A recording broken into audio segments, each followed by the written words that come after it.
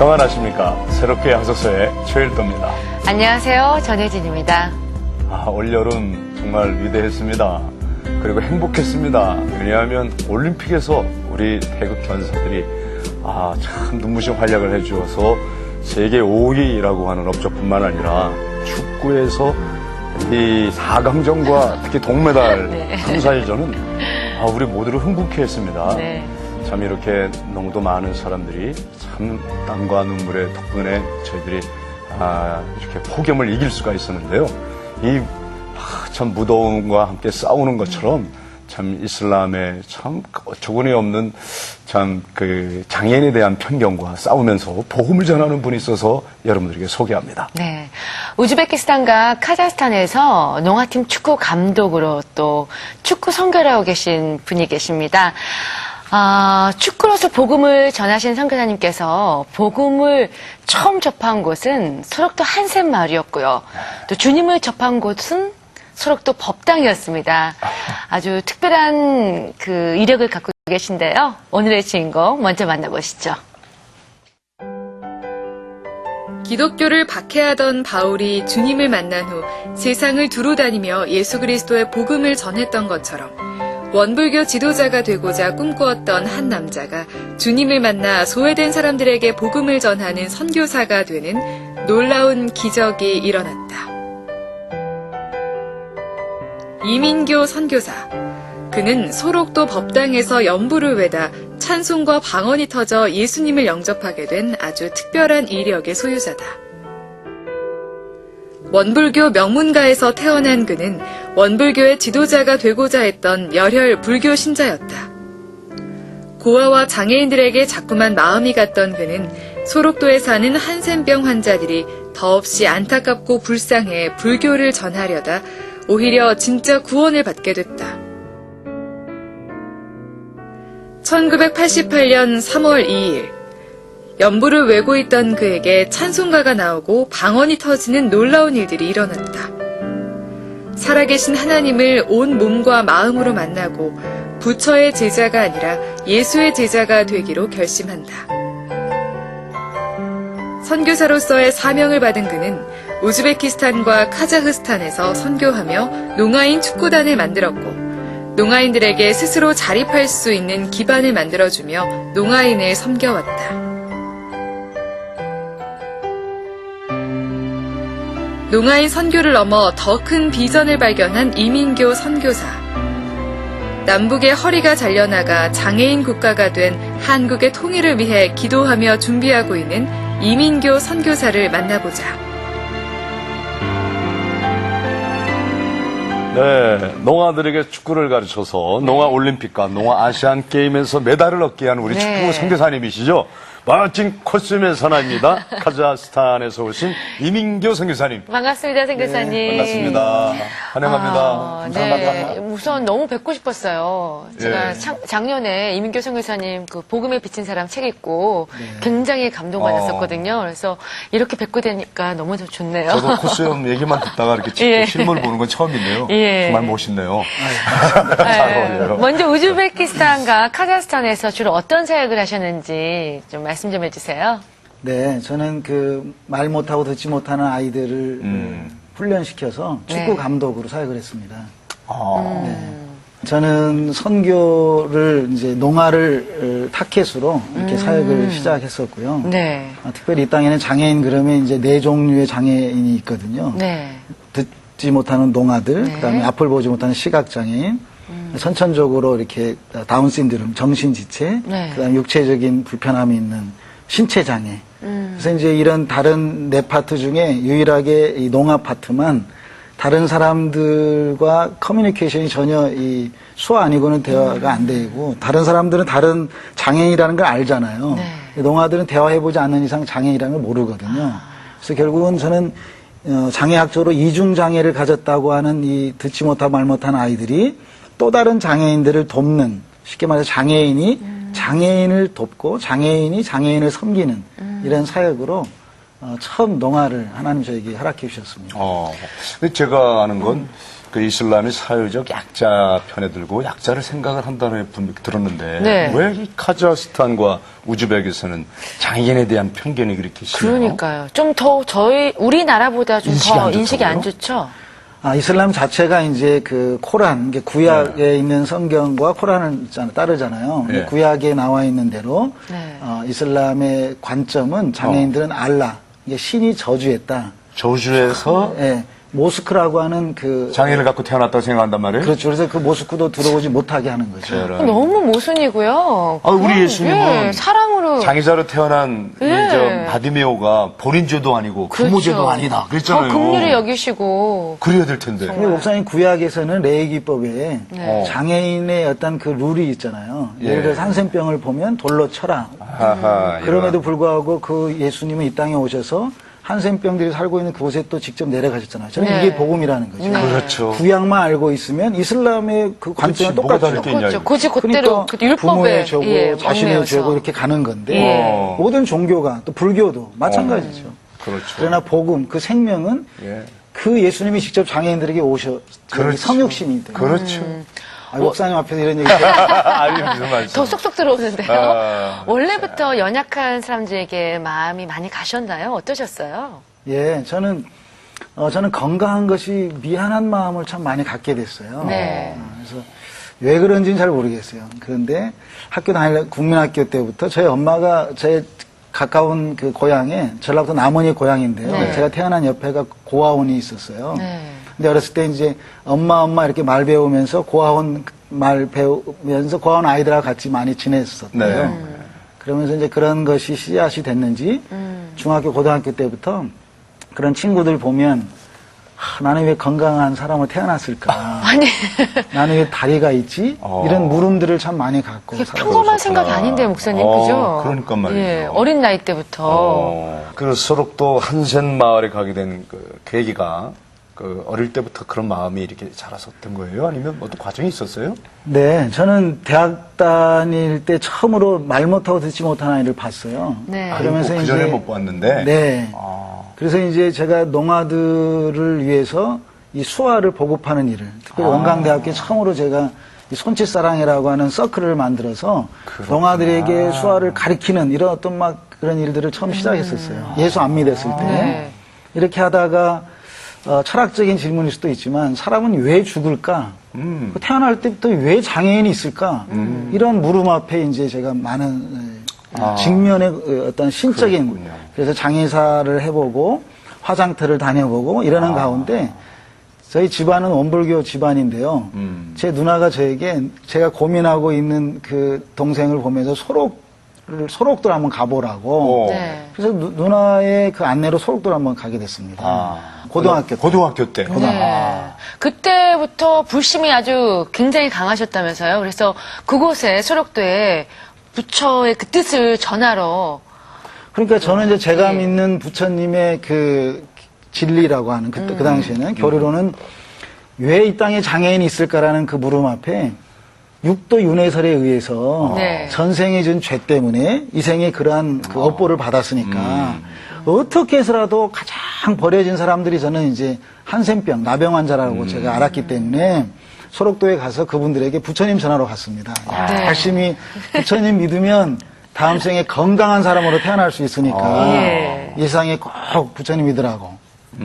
왜냐하면 이제 제가 그 당시에 불교의 삼남 법문을 처음 듣게 됐습니다. 네. 그래서 부처님이 이 땅에서 가장 어렵다고 하는 세 가지 말씀을 했는데 사람으로 태어난 것이 어렵고 그 다음에 사람으로 태어났을 때 건강하게 태어난 게 어렵고 그 다음에 이제 부처님 회상을 만난 게 어렵다 이 말씀을 듣고 나는 부처라고 하는 사람보다 그분이 어렵다고 한 걸 난 다 했구나 라고 해서 더 이상 어려울 게 뭐가 있을까 그래서 이제 나병 환자들에게 부처님 전하는 일을 했지요. 그래서 열심히 그분들에게 부처 믿으면 다음 생에 건강하게 태어납니다. 그러니까 그분들이 저에게 예수 믿으라고. 예수 믿으면 행복할 텐데 예수 믿으면 안 죽는다고. 예. 아니 영원히 산다고. 예. 오히려 그분들이 전도를 하는 네, 거예요. 저는 부처님 전하고 아니 처음에 사실 일반인들은 그 수록도라는 섬 자체를 좀 깊이 대상으로 여기고 그랬잖아요. 요즘 어떻게 되는지 모르겠지만 그 당시는 아무도 못 갔고 예, 잘 못 가고 그냥 격리돼 있었죠. 건강한 게 너무 미안하고 내가 문둥이 돼야 되는데 왜 저 사람들이 나병 환자가 됐을까? 이러한 이제 불교에서는 그걸 화두라고 하죠. 그래서 이제 그런 물음 앞에 저는 이제 그런 이제 고행의 길을 스스로 어렸을 때부터 제가 고등학교 때 고무신만 신고 지리산을 그것도 야간 등반 눈 왔을 때 네? 이런 데를 많이 다녔습니다. 혹시 그렇게 하다 보면 예. 내가 누구인가를 혹시 알 수 있지 않을까라는 수행을 통해서 예. 그래서 이제 고행이라고 고행, 하죠, 불교에서는. 근데 나중에 제가 어느 날 예수 믿고 났더니 불교가 고행이라면 네. 기독교는 기쁘리자, 희행이다. 희행, 항상 기뻐해라. 희생. 아, 이런 말이 저에게는 큰 살아있는 말씀 같아요. 예. 아, 그런데 예. 그 한센병, 그러니까 나병 환자가 되고 싶어서 본인 자신이 예. 별별 노력을 다 했대요. 네, 그 그 책을 얘기 좀 보니까 해주세요. 무슨 소리예요? 제가 깜짝 놀랐거든요. 사실 그때. 아, 제가 정말 부처님이 열심히 전했는데 아무도 제가 전한 그 부처의 교리를 안 받아들이고 예. 반대로 저에게 예수를 소개한 걸 보면서 아, 내가 건강한 사람이고 갭이 있어서 이분들이 내 말을 진실로 안 받아들이는구나 이렇게 생각을 하고 나병 환자가 되는 첫 번째 증상이 눈썹이 없는 거예요. 그래서 네. 제가 눈썹을 한번 깎아봤죠. 저런. 네. 그랬더니 6개월이 안 자라더라고요. 예. 그래서 제가 3번을 깎았어요. 세상에. 그러면서 할아버지 저희 이제 이렇게 눈썹도 없고 나병 걸렸잖아요. 부처님 믿으셔야 돼요. 이렇게 이제 하고 그러다가도 그분들이 저를 더 불쌍히 여기는 거예요. 예수 믿으면 영원한 생명을 얻을 텐데 예수 믿으라고. 그래서 제가 어떻게 하면 더 나병 환자 확실히 될까. 그래서 침에 균이 많다고 그래서 저런. 침도 핥아 먹어보고 세상에. 이렇게 하면서 결국은 한 사람에게라도 부처님 전하고 싶은 그 열심이 저에게 있었는데 아무도 안 믿는 거예요. 그래서 제가 아 그러면 살아있을 때는 부처님 안 믿었으니까 죽은 후에라도 부처님 믿을 수 있도록 제가 이제 소록도 화장터에서 그 49제 드려주는 네. 목탁주 연부라는 그래서 죽은 이후에라도 천도인도 수락의 축생이 어떤 윤회설에서 진급할 수 있도록. 그리고 제가 소록도에서 열심히 이제 화장터에서 49제 드려주는 일을 했죠. 그래서 이제 저는 방학 때 다니고 또 나병 환자 할아버지 할머니들 침도 놔드리고 네. 제가 이제 그렇게 몸으로 제가 신혼여행도 소록도로 가서 쓰니까 네. 그래서 그만큼 그분들을 막 어떻게라도 좀 이렇게 사랑하고 싶은 그런데 결국은 화장터에서 어느 날 제가 그분들을 이렇게 49제 드려주는데 네. 계속적으로 그분들은 너무너무 기쁘게 찬양하는 거예요. 환송식이라고 하죠. 네. 기독교에서는. 예. 그래서 그 소록도 화장터의 영성이라고 저는 지금은 표현하고 싶은데 그분들은 죽음 앞에 선한 경쟁을 서로 막 먼저 하나님 앞에 가고 싶어하는 예, 죽음의 시합이라고 표현할까? 막 이런 게 저에게 아마 전염되었던 것 같아요. 그래서 법당 안에서 목탁 치다가 제가 하나님의 그 비밀을 또 간직했던 소중한 그게 저만의 언제 시간. 법당에서 목탁 치다가 찬송이 터지고 방이 네. 터진 게 도대체 몇 년도예요? 제가 그 부분이 너무 재밌더라고요. 아니 어떻게 그런 일이 다 좀 있을 수 있어요? 자세히 좀 그래. 얘기 좀 해주세요. 그때. 그러니까 다른 어. 분들은 법당 안에 귀신이 많다고 하잖아요, 일반적으로. 그런데 이제 제가 믿는 나중에 제가 보니까 무소부재하신 하나님은 법당 안에까지도 오셨구나. 왜? 그 하나님은 전지전능하시니까. 이제 이렇게 이제 고백할 수밖에 없었는데, 저는 소록도를 이제 다닌 지 한 7년이 되는 어느 날, 그게 88년 3월 2일로 기억하고 있어요. 그때 제가 이제, 변함없이 새벽에 좌선하려고 법당 안에서 이렇게 이제, 좌선하고 이제 독경하는데, 제가 이렇게 이 연부를 하는데 갑자기 제 입에서 계속 며칠 후 이렇게 막 이렇게 제 요단강 입이 건너가 만나는. 돌아가는 거예요. 그래서 제가 이게 도대체 내가 멸치가 먹고 싶나? 뭐 이런 그냥 연불이 안 되는 거예요. 제 의식적으로. 이거 해보려고 해도 제 입에서 계속 그 화장대에서 들었던 찬송가 가사가 네. 저의 입을 이렇게 다른 언어로 어거해서. 네, 예. 그래서 제가 정말 이게 시간이 한 2시간 정도 지난 그 시간 동안 많은 이렇게 저도 모르는 언어들로 막 지금 생각해 보면 그게 이제 하나님의 언어였던 방언이었던 거죠. 그래서 나중에 제가 이제 이렇게 성경을 보니까 고린도전서 14장의 22절에 방언은 믿지 않는 자들에게 믿을 수 있도록 주는 하나님의 선물이다라는 기억을 보면서 네. 그렇구나, 나에게 믿을 수 있도록 이러한 언어를 하나님이 그 순간에 주셨구나. 이게 나중에 제가 이제 이 말씀을 보게 된 건데요. 그 당시에 그 책에 나왔을 때는 자꾸 며칠 후 나서 나중에는 막 거의 법당을 대굴대굴 구르셨다고 네. 이렇게 표현돼 있더라고요. 혼란스러우시겠어요. 왜냐하면 하나님이야 무소부재하시고 전지전능하시니까 예. 못하실 일이 없으시다지만 정작 법당 안에서 막 자기도 무의식적으로 예. 나왔을 때 혼란스러웠을 거 아니에요.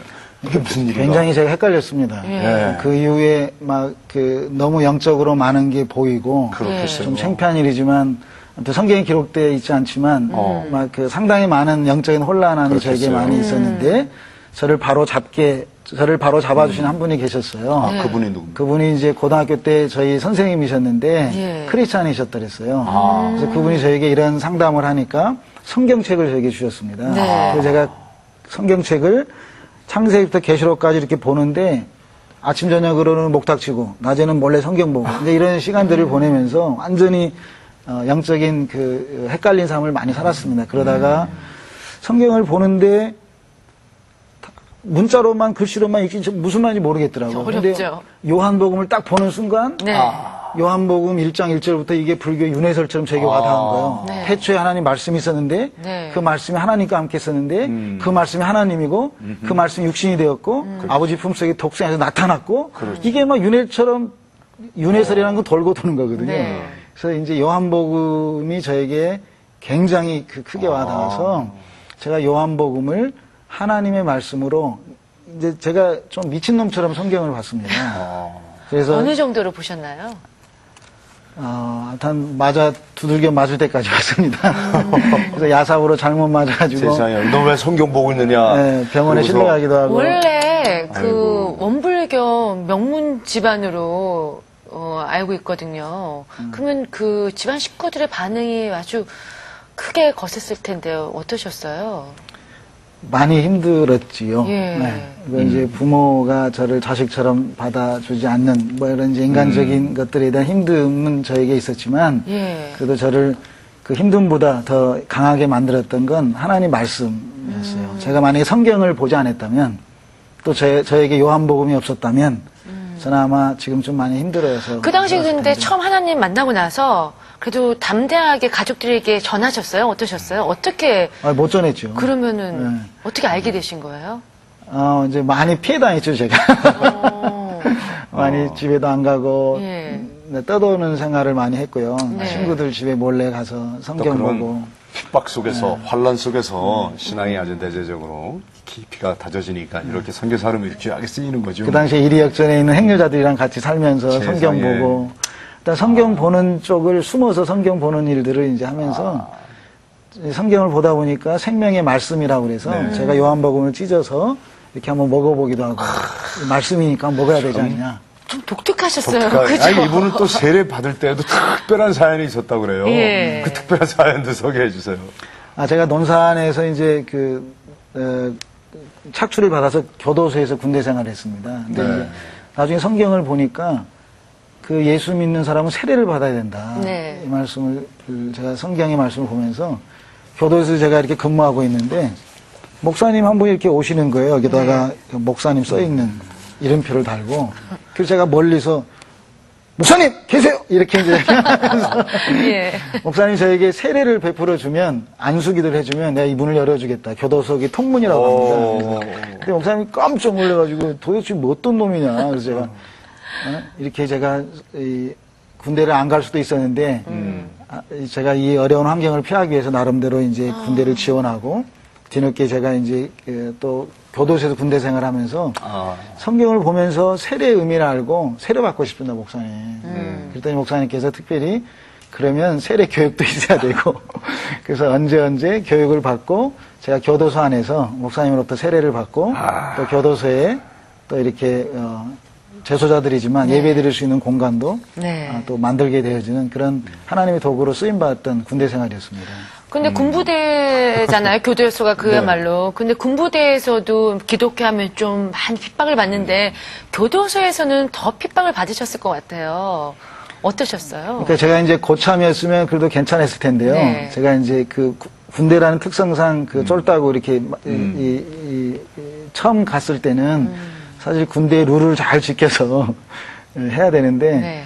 주일이 됐는데 저를 안 보내주는 거예요. 고참들만 밖에 외박 나가고. 네. 그래서 제가 나는 진짜 교회 가고 싶다. 내가 다른 날 더블로 근무할 테니까. 그러니까 이게 말이 안 되는 얘기인데 네. 정말 하나님 앞에 예배하고 싶어서 예. 또 정해진 주의를 지키고 싶어서 그래서 네. 그냥 내 배를 째라 하고 그냥 제가 중대본부에 쓰러지면서 정말 예배드리고 싶다고 예. 막 그렇게 이제 물론 못 갔지만 이제 네. 군대에 룰이 있으니까 예. 그렇지만 하나님이 그러한 선한 마음을 저는 하나님 앞에 받으셨을 드렸던 거예요. 거죠. 그 누구보다도 뜨거운 믿음으로 국내에서 연약한 분들을 섬기셨는데 이제 이런 분이 선교사로 헌신하게 된 계기는 또 뭘까 참 궁금하거든요. 네. 소록돼서 제가 나병 환자들을 섬기면서 이렇게 그 당시에 이제 이렇게 영적으로 혼란스러울 때 제가 한 분의 그 목사님을 만났습니다. 근데 그분이 저에게 신학을 하라고. 네. 그래서 나중에 하나 앞에 쓰임 받으려면 그래서 제가 그분의 말씀에 순종하고 그냥 신학을 하게 됐습니다. 근데 신학을 하는 가운데 소련이 무너지면 그 당시에 적그리스도가 공산주의로 배웠었습니다. 근데 네. 소련이 무너지면 주님이 곧 오신다고. 네. 그래서 이제 제가 어떤 그 강한 종말론적인 신앙이 저에게 있었어요. 그래서 소련이 무너졌을 때 제가 갑자기 하나님 앞에 하나님 나 이제 예수 믿었는데 네. 주님 곧 오시면 어떻게 해요? 그래서 제가 영적으로 이렇게 옷을 입고 있지 않는 벗고 있는 모습을 보면서 다급하셨군요. 네, 제가 이제 소련이 무너지는 때 맞춰서 이제 하나님 앞에 헌신하고 그러셨구나. 신학을 하는 가운데 MDB 과정을 하면서 그때 이제 단기 선교 가신 거예요? 예, 2주 단기 선교로 모스크바를 갔습니다. 네. 그래서 정말 주님이 곧 오시는지 예. 그래도 좀이라도 한번 그래서 단기 선교를 갔다가 모스크바 아르바 거리에서 길거리에서 그 결핵 환자, 이게 저하고 외모가 비슷한 지금으로 말하면 까레이스키라고 하는데 그 당시에 고려인. 제가 고려인이죠. 그런 이제 고려인을 보면서 2주의 단기 선교를 왔는데 제가 이 아이를 돌봐야만 된다는 강한 부담이 있어서 결국은 그 아이를 제가 데리고 6개월을 살았습니다. 결핵 환자였는데 제가 이름이 민교인데 그 아이를 순교라고 이름을 지어주면서 네. 너는 지금 주구나 예수 믿고 주구나 뭐 어떻게 아무튼 하나님 앞에 제가 올려드리는 마음으로 결핵 환자인 그 아이들을 제가 이제 순교를 시작으로 데리고 살면서 6개월 동안 결핵은 잘 먹으면 낫거든요. 잘 쉬고. 네, 그래서 제 와이프가 이제 한국에서 전주에서 약국을 했어요. 그래서 2주 단기 선교로 간 남편한테 6개월 동안 눌러 앉으신 거예요? 네. 그 아이 때문에. 네. 세상에. 세상에. 그래서 좀 그런 상황이 있어서 처음 시작을 하게 됐습니다. 그래서 병은 나섰나요? 그럼 이제 순교 형제가 이제 완전히 치유가 돼서 네. 그 당시에 제가 신학을 마치지 않았기 때문에 결국은 고향으로 보내고 신학하고 나면 그래서 제가 여수운현교회에서 그 전도사 생활을 하면서 신학을 마무리 짓고 제가 김정영 목사님의 도움으로 이제 신학을 마무리하고 목사 안수 받고 그 순교 형제의 고향인 우즈베키스탄으로 온 가족을 데리고 그 김정영 가게 목사님이 이렇게 고무신을 신고 다니시잖아요. 제가 그분의 고무신을 선물 받았어요. 네. 그 교회 집회 갔다가 예. 제 구두가 없어져서 어떡하나 봤더니 고무신을 갖다 놔서 근데 고등학교 때부터 고무신이시는 분 여기 계십니다. 그러셨구나. 그러면 다녀오셔서 정말 그 선교를 몇 년 만에 가신 거예요? 그래서 3년 만에 갔죠. 3년 만에. 다 이제 전도사 마무리하고. 그러니까 다 마무리하고 예. 그 3년 후 선교지로 그 가신 거예요. 6개월 동안에 그곳에 계시면서 받은 감동이 참 크셨나 봐요. 그러니까 저는 이렇게 생각해요. 많은 사람들에게 예수를 전하는 것도 중요하지만 네. 저에게만큼은 네. 소록도에서 받은 제가 나병 환자가 되고 싶어 소록도 갔었는데 그분들이 저에게 예수를 전염시켜줬다라고 저는 생각하면서 제가 갖고 있는 예수님을 한 사람이라도 전염시키고 싶은 그런 열망으로 선교사로 갔던 거죠. 그렇죠. 그리고 이제 제가 선교사로 가려고 하니까 한국에 있는 이제 주위 사람들이 제가 이제 백그라운드가 기독교 문화 이 가정이 아니고 또 많은 목사님들 아는 것도 아니고 근데 제가 전도사했던 은현교회 우리 김정현 목사님이 저에게 가지 말라고 했거든요, 선교사로. 네. 그냥 여기에서 목회해보라고. 그랬는데 제가 목사님하고 많이 싸웠습니다. 사표를 제가 3번을 던지면서 선교사로 보내주십시오. 근데 지금은 제가 김 목사님을 이해를 합니다. 그리고 이제 지금은 감사해요. 왜냐하면 김 목사님 말씀은 선교사는 최고의 훈련된 자가, 최고의 목자가 가야 되는데 이제 목사 안수 받아서 선교지 가서 뭐 하려고 하냐고 그 혼냄이 지금은 제가 그때 한국에서 목회하고 갔었다면 더 많은 잘할 수 사람들을 있었는데. 품었을 텐데 하는 아쉬움도 예. 있지만 예. 그래도 그럼에도 불구하고 선교지에 가서 그 한 사람에게라도 그 예수님이 전염될 수 있는 일에 쓰임 받았던 것을 근데 그 감사하게 생각하고 있습니다. 우즈벡과 카자흐스탄에 가서 네. 농아인부터 이제 예. 만나서 농아인들에게 그 가르치기 시작했단 말이에요. 그 선교 사역을 미리 준비한 거예요. 가서 그렇게 생각이 든 거예요. 어떻게? 아니에요. 저는 선교의 필요에 의해서 그렇게 하게 된 것 같아요. 저는 처음에는 그 순교 가정 한 사람 또 그 가정 가서 보니까 엄마도 아버지도 결핵 뭐 동생도 결핵 다 결핵 환자들이었어요. 네. 근데 이제 저도 제 아내가 선교사로 안 간다고 그래서 제가 그러면 안 가면 우리 이혼하자. 그리고 제가 그냥 가버렸다가 2달 만에 와이프가 약국 팔아가지고 약국 하고 있었거든요. 보통 착한 네. 부인이 아니네. 그래서 그냥 약국- 정리하고 뒤따라가신 네, 거예요? 그래서 한 달 만에 2달 이렇게 제가 1월 달에 가고 3월 달에 들어왔죠. 그래서 그 당시에 4살, 2살 된 아이들 데리고 이제 왔죠. 그래서 우리가 그러면 돈 떨어질 때까지만 선교하자고. 네. 우리가 젊었을 때 약국에서 돈 벌었으니까 돈 떨어질 때까지만 선교하자. 그래서 뭐 거창한 건 아니고요. 그 순교 가장 좀 우리가 회복시키자. 이제 이런 마음으로 선교를 간 거예요. 그러다가 보니까 이제 농아들이 보이고 또 농아들을 또 이렇게 어떻게 하면 제가 이제 예수 믿기 전부터 한국에서는 농아들을 해왔기 네. 때문에 술집 동아리에. 네. 예, 예. 그래서 농아들이 보이고 또 제가 굉장히 운동을 좋아합니다. 개인적으로는 제가 테니스 또 아주 잘합니다. 아, 그래요. 네, 그래서 이제 테니스 가르치면 뭐 몇 명 못 가르치잖아요. 네. 그러나 축구는 막 한꺼번에 20명, 대중, 30명 예, 스포츠로. 가르칠 수 있어서 제가 우즈베키스탄 타시켄트가 이제 수도인데요. 네. 그쪽에 농아들을 다 불러 모으면서 이렇게 그냥 3년 동안 제가 선교사란 얘기 안 하고 순교 가정 돌보면서 농아들에게 축구 가르쳤습니다. 네. 그런데 그렇게 가르친 농아 축구 대표단이 실력이 아주 대단하다고 들었거든요. 네. 뭐 어느 정도 실력인지 대단하다고 그러는지 궁금하다 이 말이에요. 예. 제가 그 아시안 게임에 처음 이제 출전하게 됐습니다. 네. 근데 2000년도인데요. 벌써 12년 전이네요. 어. 농아들을 이제 불러 모아서 제가 공식적으로 뭐 축구 선수 출신도 아니고 하나님께서 선교지의 상황에 맞춰서 저를 이렇게 일을 맡겨주셨다고 저는 고백할 수 있는데요. 농아들을 불러 모아서 농아들은 말을 못하니까 속에 에너지가 굉장히 많아요. 그래서 막 굉장히 아무튼 에너지가 많아서 저는 축구는 하나의 치유 공동체 사역이다 이렇게 봐요. 호모내는. 예. 네. 그래서 에너지를 그냥 쏟아내고 네. 그걸로 인해서 저는 이제 축구의 철학을 갖고 있다면 하나는 패스의 원리다. 그러니까 이걸 이제 이렇게 성경 안에서 풀어주면서 농아들을 가르쳤습니다. 그러다가 아시안 게임이 있다는 얘기를 듣게 됐어요.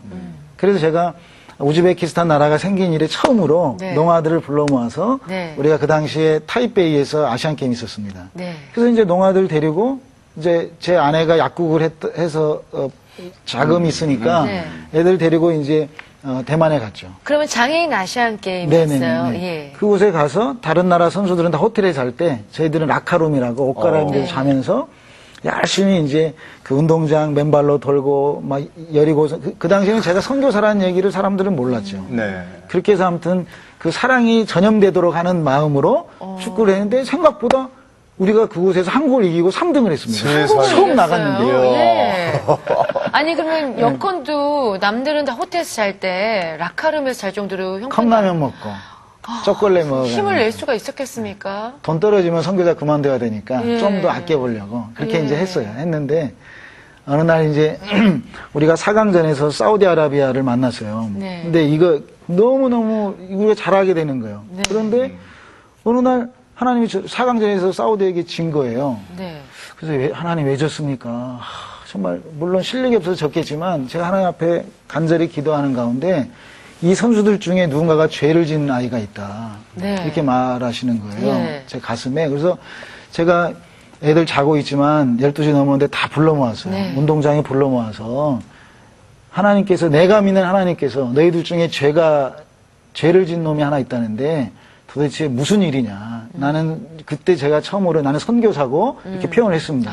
그러니까 이제 조용하더라고요. 예. 물론 농아들이니까 조용할 수밖에 없는 상황이지만 근데 제가 너무 하나님의 음성이 강해서 다그쳤습니다. 네. 이 중에 누군가가 죄가 있어서 우리가 이번에 사우디아라비아한테 졌다고 라고 하나님 말씀하시는데 내가 믿는 하나님이 그러면 우리가 잘못된 하나님이냐, 나는 이걸 너희들에게 좀 나누고 있다 라고 했더니 어떤 농아인 선수가 울면서 제가 어제 일본 축구팀이 와서 연습할 때 축구공이 너무 갖고 싶어서 아유, 어떡해요. 축구공을 하나 저기 코너에다가 이렇게 몰아놓고 못 찾게 했다가 그 아이, 선수들이 이제 못 찾으니까 떠났을 때 그 아이가 이제 바람을 빼서 밤에 몰래 축구공 가방에다가 숨겨놨다고 네.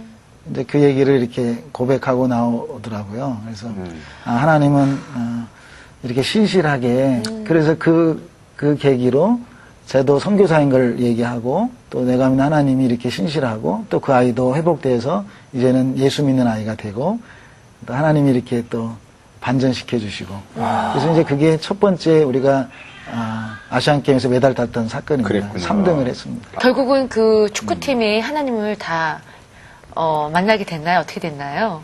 지금도 이제 이슬람 국가이기 때문에 다 하나님을 공식적으로 이제 이렇게 믿겠다고 나올 수는 없고요. 네.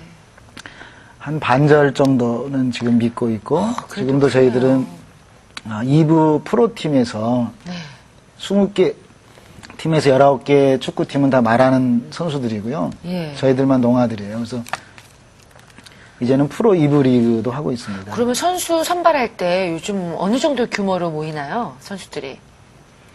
저희들은 농아들만 하고 있기 때문에 네. 그렇게 많이 모이진 못해요. 지금 현재 선수단 한 30명 됩니다. 그럼 프로 2부 리그라면 그 장애인들이 하는 프로 리그 아니에요. 우즈베키스탄 공식적으로 예. 체육협회에서 하는 2부 리그인데 아까 이렇게 20개 팀이에요. 근데 19개 팀은 다 비장애인. 말하는 팀이에요. 비장애인. 예. 근데 저희만 농아들인데 작년 성적이 그래도 16위였어요. 오, 그러면은 이제 우리, 그야말로 잠수를 하셔서, 드러나지 않게 좀 살고 싶었다 그러셨는데, 우리 목사님은요, 장애인들의 그 경제적인 예. 자립도 네. 애쓰셨다고 들었어요. 네. 그렇게 보이지 않는 곳에서 그런 사역을 하셨군요. 어떻게 도우셨어요? 제가 이제 제 아내가 벌어놓은 돈이 다 떨어져가지고 네. 더 이상 이제 선교를 어떻게 하지 이렇게 고민하다가 제가 어느 날 이렇게 하늘을 쳐다보는데 하늘에 있는 모든 별들이 다 콩으로 보이더라고요. 네. 그래서 제가 콩나물 장사를 하게 됐습니다. 네. 그래서 듣지 못하는 농아들이 키우지만 저희들이 키우는 콩나물 이름을 춤추는 콩나물 교회. 그래서 저는 그 자체를 교회라는 개념으로 왜냐하면 이제 이슬람 땅에서 현 장애인들이 일하면서 그곳에서 예수 믿고 제가 처음 갔을 때는 이렇게 나는 농합니다. 나를 좀 도와주세요. 그래서 막 이런 술집 막 식당 다니면서 인형 팔고 막 벙어리 막 이렇게 다녔는데 제가 막 이 아이들 막 혼내면서 이 새끼들 땀 흘리면서 일하면서 살아야지 이러면서 제가 이제 하나님으로부터 받은 이런 일터교회 개념의 비즈니스 에즈 미션이라고 하는 표현 아래 제가 콩나물 교회 지금 이제 두부교회, 뻥튀기 교회 이런 일들을 좋습니다. 예. 하면서 처음에 근데 이제 콩나물을 재배하면 판매처가 있어야 될 거 아니에요. 무작정 콩나물을 이렇게 사줄 사람이 있어야 될 텐데 어떻게 판매를 하셨어요? 저는 그게 몰라서 저는 하나님 음성 듣고 콩나물만 만들어 놓으면 네, 다 될 줄 잘 알았어요. 팔릴 줄 알았는데 예. 이 만들어 놨는데 이게 콩나물 계속 자라고 있는데 안 팔리더라고요. 그래서 제가 이 겨울에 이 빵모자 뒤집어 쓰고 이제 다녔어요. 한국 그 가게들을 한국 마켓에. 식혜. 예, 예. 그래서 한국 식당도 있거든요. 네. 그래서 아저씨 콩나물 좀 팔아주세요. 이렇게 이제 다녔죠. 그러니까 같이 다녔던 우리 농아들이 계속 택자 이렇게 우리 걸 샘플을 주면서 콩나물 좀 팔아주세요 다녔는데 안 팔리니까 네. 같이 다닌 동아들이 우리 이제 콩나물 장사하지 말자고 막 이랬어요. 그래서 나중에 눈물이 핑 돌더라고요. 야. 네. 그랬는데 어떤 분이 오셔서 저를 격려해 주는 거예요. 농아교회가 만들어낸 콩나물은 그 무공해. 그러니까 우리 건 가늘하거든요. 네. 그러니까 약을 안 주니까. 약을 안 줘서. 그러니까 식당에 가져온 콩나물은 통통하죠. 아침에 먹어가지고 지금 무쳐서 지금 먹으면 맛이 이 손님이 안 와도 나중에 먹을 수 있는데 네. 우리 건 지금 무쳐가지고 지금 먹어야지 맛있지. 네, 숨이 죽으니까. 조금 있다가 먹으면 질겨서 못 먹는데요. 예. 그래서 우리 걸 안 쓰는 거예요. 이런 어려움이 있었지만 저는 이 농아들에게 이렇게 가르쳤어요. 우리가 약을 쳐서 유전자 콩으로 또 다른 사람의 건강을 해칠 정도로 돈을 벌는 목적은 아니다. 우리는 하나님 나라의 장사꾼이다. 사람의 비즈니스의 기본은 돈을 남기는 거지만 하나님 나라의 이 일은 사람을 남기는 거니까 다른 사람한테 우리가 건강을 해치면서까지 일을 할 수는 없다라고 하면서 일단은 우리가 그냥 춤추는 콩나물의 그 하나님 주신 이름으로 계속하고 어느 날 제가 하나님 주신 지혜로 이제 부활절이 됐는데요. 한인들이 그 당시에 200명 정도가 모이는 부활절 아침 예배가 있었어요. 네. 카자흐스탄 알마타의 한인들 모임에 네. 제가 부활의 모습으로 오신 콩나물 이렇게 해가지고 이제 저희들에게는 장애인들을 먹일 수 있는 첫 번째 그때 그 비즈니스가 콩나물이었거든요. 예. 그래서 그 당시에 샘플로 그 200명의 모든 분들에게 나눠주셨군요. 우리 콩나물을 좀 줬어요. 그리고 나서 예수님이 부활하셔서 우리의 생명이 되셨던 것처럼 우리 농아들에게는 콩나물이 예수님의 모습으로 우리를 지금 생명이 먹이고 됩니다. 있으니까 우리 콩나물을 좀 이렇게 좀 팔아주십시오. 이런 의미로 네. 알아들으셨는지는 모르겠지만 네. 그렇게 해서 이제 예수 믿는 분들은 저희들 걸 이렇게 좀 팔아주고 계십니다. 네. 지금 어느 정도 자리가 잡혔나요? 네, 그래도 이제 콩나물 교회로 자리가 잡혀서 네. 이렇게 잘하고 자, 있습니다. 이렇게 사명 실현지에서 그야말로 이제 콩나물교에서 네, 두부교회도 있고. 뻥튀기 교회, 예. 그야말로 일터에서 이제 일터교회로. 꿈꾸는 일터교회까지 이 선교사 생활 15년을 돌아보고 또 15년을 내다보면서 어떤 소감이 드시는지. 정말 하나님 앞에 쓰임 받고 있다는 게 가장 감격스럽고 또 행복하고 또 지금까지 저는 선교사 하면서 좀 2번의 어려움을 겪었습니다. 추방을 당했거든요. 우즈베키스탄에서 추방당하고 뭐 이런 과정 속에서 제가 선교는 그동안은 제가 추방당하기 전에는 제가 선교한 줄 알았어요. 근데 추방당하고 나니까 이젠 좀 철이 들었나 봐요. 선교는 하나님이 하시는구나. 그리고 2번째 고백할 수 있는 건 선교는 교회가 한다. 교회가 기도로 후원하고 기도로 물질을 보내고 그래서 이런 고백을 하면서 향후 15년도 하나님이 하실 거다. 그리고 한국 교회가 그 일에 하실 텐데 다만 도구를 하나 앞에 쓰임받기를 소망하면서 네. 참 귀한 말씀이네요. 네. 네. 올 여름에 한국에 들어오셨잖아요. 네. 그러면은 특별한 부르심 아니면은 뭐 계획을 갖고 오신 거예요? 어떠세요? 네, 저는 이제 현재 GP 선교회 소속인데요. GP 선교예요. 네, 한국에서 가장 오래된 선교 단체입니다.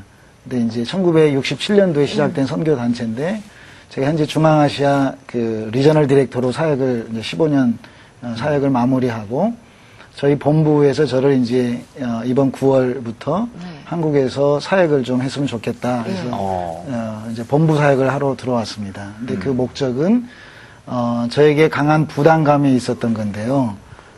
저는 소록도 나병 환자들이 저를 예수 믿게 하면서 그때부터 이제 벌써 20여 년 전부터 통일을 위한 준비를 그들이 하셨고 그 나병 환자들이 적은 돈이지만 통일 통장을 만들어서 후원을 하고 또 이 남북이 이 38선 휴전선이 있단 말은 저에게는 장애인 국가다 이렇게 저에게는 와 닿았던 시간들이 있었습니다. 허리가 두동강난 장애인이라 다름없죠. 그래서 장애인 나라에 사는 한 사람으로서 그래요? 이제는 향후 15년을 이 통일을 위해서 하나님 앞에 쓰임 받는 또 그들의 기도와 또 그들의 열매로 제가 하나님 앞에 쓰임 받고자 하는 소망으로 또 이 본부의 부르심을 받고 또 이렇게 사역을 하게 아유, 됐습니다. 참 좋습니다. 야, 그러면은 언제부터 그 통일을 위한 기도를 해오셨나요? 저는 이제 예수 믿으면서부터 그 일을 시작했고요. 네. 또 소록도 나병 환자들이 지금도 낮 12시만 되면 모여서 통일 기도를 하고 계십니다. 그래서 한센병 환자들이 돈이 얼마나 있겠어요. 예. 그렇지만 그분들이 중보 기도로. 중보 기도와 또 통일 통장을 지금도 만들어서 적금을 하고 계십니다. 그래서 통일 통장은 그 앞에다 이렇게 써놓으셨습니다. 이 돈은 누구도 손댈 수 없다. 3분의 1은 성경사고, 왜냐하면 북한은 전도국이 아니라 선교지니까. 그렇죠. 북한어 성경을 따로 만들어서, 그래서 3분의 1은 성경사고, 3분의 1은 먹을 거 사고, 3분의 1은 북한 가는 차비 써라고. 그래서 나병환자들이 헌금을 모아놓고 있습니다. 그래서 그 통일 통장을 하나님 앞에 저를 통해서 그 일이 쓰임 받도록 지금 하고 계셔서 저도 지금 고민이 있습니다, 목사님. 그게 뭐냐면 하고 싶은 일과 네. 해야만 할 일, 해야 할 일. 네. 근데 저는 이제 선교사로 15년 있다 보니까 사실은 선교가 더 익숙하고 네. 또 그 일에 또 막 열정이 더 생기는데. 더 이렇게 하면 더 행복하게 할 수 있고 이런데 네. 누군가는 이 장애인 국가를 회복시키는 일에 하나님이 저를 사용하시고 네가 그 일을 해야만 한다라고 말씀하시는 말에 순종하고 나가려고 하니까 참 힘듭니다. 다시 또 한국이 선교지가 되고 많이 어려워서 좀 많이 힘듭니다. 그런데요, 하나님이 가장 잘할 수 있는 걸 맡기신 것 그럼요. 같아요. 언제 어떤 계기로 통일통장을 만들게 되신 거예요? 장애인 국가에 산다는 말이 저에게 크게 하나님이 주셔서 예. 이 장애인들을 회복하기 위해서는 일단 잘 먹여야 되잖아요. 네. 또 그러기 위해서는 물질이 있어야 되고요. 그래서 작은 거지만 네. 우리가 이제 모아놓기 시작했고요. 예. 또 우리 아이들하고는 목요일마다 통일을 위해서 우리가 또 기도하고 또 정말 우리 가정에서부터 먼저 이 일을 시작하는 것을 계기가 돼서 한 10여 년 네. 됐고요. 지금 뭐 탈북자들을 상대로 또 축구팀을 만들 예정이시죠? 저는 얼마 전에 이제 저는 정말 하고 싶지 않았는데 네. 또 마찬가지로 탈북자 축구팀에서 네. 저에게 감독을 좀 맡아달라고 예. 그래서 좀 하나님이 하고 계시는 것 같아요. 예. 지금 아직 제가 오케이는 못했습니다. 왜냐하면 감독을 하려면 그래도 잘 먹여야 되고 또 운동장도 있어야 되잖아요. 근데 이제 탈북자 축구팀들이 사실 어렵게 사는 애들도 있거든요. 네. 그러려면 감독으로서 이렇게 실력만 있다고 해서 되는 게 아니고 사실 아버지의 마음으로 그 마음을 어루만져 줄 수 있는. 품어야 되고 그러려면 또 필요한 것도 있고 또 먹여야 되고 이러잖아요. 네. 그래서 그래서 이제 아직은- 우리 장애우들과 함께 같이 하는 이 통일마을, 통장, 통일축구. 하여간 우리 목사님께서는 휴전선을 넘어가서 이제 거기 장애우들도 함께 모아놓고 같이 시합도 하고. 통일마을 참 괜찮은데요? 예, 그 거기 또 이름이. 그런 마을도 조성하고 그런 비전이 곧 이제 성취될 것 같습니다. 네. 해야 되지 않겠습니까? 그런 꿈을 갖고 누군가 있고요. 시작을 해야죠. 네. 계속 기도하시고. 그래서 휴전선을 장애인들과 함께 걸어가려고 좀 준비하고 있습니다. 예. 좋은 계획이에요. 그거 너무 좋네요. 그래서 이 정치적인 건 아니니까 그렇죠. 어떤 사람은 흰 지팡이를 짚고 어떤 사람은 휠체어를 타고 그러면 목사님 뒤에서 휠체어 좀 밀어주시고 아, 예. 이렇게 해서 제가 하겠습니다. 2015년 8월 15일을 원년으로 기도하면서 네. 휴전선을 넘어가서 그래요. 평양에서 제가 장애인 축구대회도 하고 네. 또 한국의 장애인들도 힘들지만 또 북조선에 있는 장애인들 얼마나 힘들겠어요. 그래서 그 아이들도 좀 어루만져주고 그런 꿈을 갖고 있습니다. 네, 이게 남북한 장애인들끼리의 이런 만남, 연합. 예. 하나됨, 축제. 그거 벌써 진짜 생각을 설레이는데요? 안 해요. 예. 모르겠네. 정말 꼭 그렇게 이루어졌으면 좋겠습니다. 네. 혼자 하기는 너무 어려워서요. 아우, 선교사님이 또 원하시면 다 같이 동참할 수 있을 그럼요. 거예요. 네. 또 마음에 네. 또 뜻이 있는 분들이라면. 네. 선교사님, 그럼 무엇보다 하나님 함께 하시잖아요. 그죠? 그렇죠. 좋아하시는 늘 품고 계시는 말씀 있으면 또 어떤 말씀 있으실까요? 네, 저는 창세기 1장 31절 말씀을 가장 예. 마음의 중심에 두고 있고요. 네. 그렇구나. 그 말씀이 하나님 보시기에 보시기에 힘이 좋았더라. 그래서 그 지으신 모든 것을 보시니 네, 힘이 그래서 좋으시다. 저는 제 삶 가운데 사람 보기에 좋은 삶이 아니라 뭘 하나님 하든 보시기에. 하나님 보시기에 참 잘했다 이렇게 칭찬받는 사람으로 남고 싶습니다. 그래서 그 말씀이 저를 살려내고 있습니다. 네. 예, 우리 선교사님의 기도 제목, 네. 또 앞날의 계획, 우리 시청자들에게 다시 한번 말씀해 주시면 같이 함께 기도할 것 같아요. 더 분명하게 한번 기도 제목 말씀해 주시죠.